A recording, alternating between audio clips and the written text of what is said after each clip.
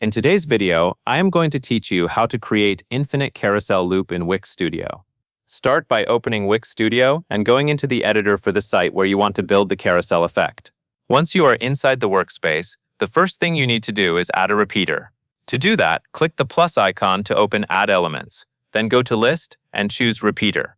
A repeater is useful here because it lets you display multiple items in a consistent layout, which is exactly what you need for a looping carousel-style design.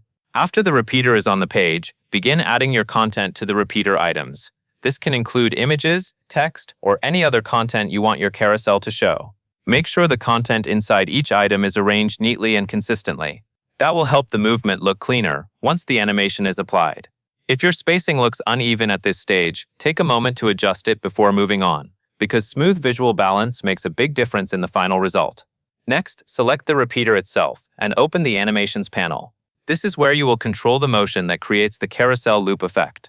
Apply an animation effect to the repeater so the items begin to move in a continuous direction.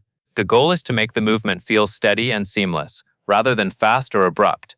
Once the animation is applied, go into the Settings panel and adjust the animation duration and easing. These two settings are important.